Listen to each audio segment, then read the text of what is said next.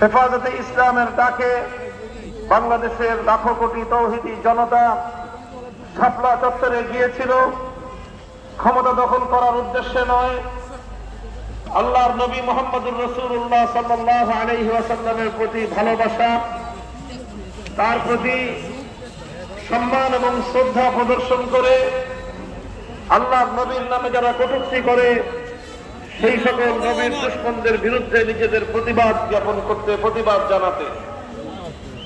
কিন্তু দুঃখজনক বিষয় হলো, যেখানে শাহবাগের চত্বরে বাংলাদেশের শীর্ষস্থানীয় দুটি হাসপাতাল, একদিকে বারডেম হাসপাতাল, অপরদিকে পিজি হাসপাতাল, পেছন দিকে ঢাকা বিশ্ববিদ্যালয়, বাংলাদেশের অত্যন্ত গুরুত্বপূর্ণ একটা সড়কের মধ্যখানে মাসের পর মাস শাহবাগী নাস্তিকদের, আল্লাহ নবীর বিরুদ্ধাচরণকারী ব্লগার চক্রকে ছেড়ে দিয়ে রাষ্ট্রীয় পৃষ্ঠপোষকতায়, ভিনদেশী পৃষ্ঠপোষকতায় তাদেরকে লালন পালন করা হলো।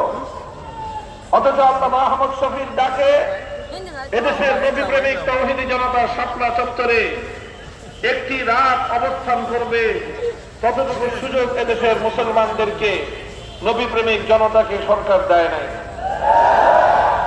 কতটা বিধ্বংসী এবং কতটা প্রতিহিংসা পরায়ণ, ইসলামের প্রতি কতটা বিদ্বেষী মনোভাবাপন্ন ছিল শেখ হাসিনা, এই ঘটনা তার জ্বলন্ত প্রমাণ। মনে করেছিল আমাদের কণ্ঠকে স্তব্ধ করে দিলে, আমাদেরকে চার দেয়ালের কারাগারে বন্দী করে রাখলে বুঝিয়ে দেশে ইসলামের আলো নিভে যাবে।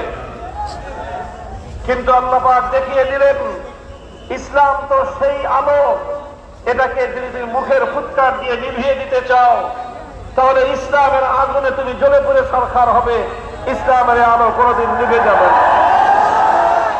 সংগ্রামী সাথী ও বন্ধুগণ, তাই আজকে আমরা কথা বলতে চাই, শেখ হাসিনা এবং তার দল, তার রাজনৈতিক সাঙ্গপাঙ্গরা এদেশে প্রতিহিংসার রাজনীতি করেছে, প্রতিশোধের রাজনীতি করেছে, ইসলামকে নির্মূলের রাজনীতি করেছে, মানুষের কণ্ঠ চেপে ধরার রাজনীতি করেছে, মানুষের বাক শক্তি কেড়ে নেওয়ার চেষ্টা করেছে, মানুষের অধিকার কেড়ে নিয়েছে।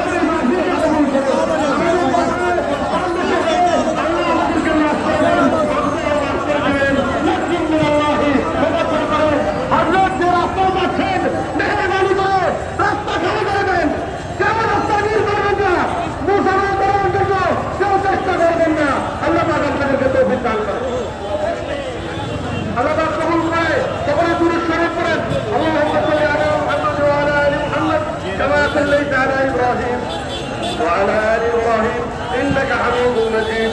اللهم آمين. ربنا ظلمنا أنفسنا وإن لم تغفر لنا وترحمنا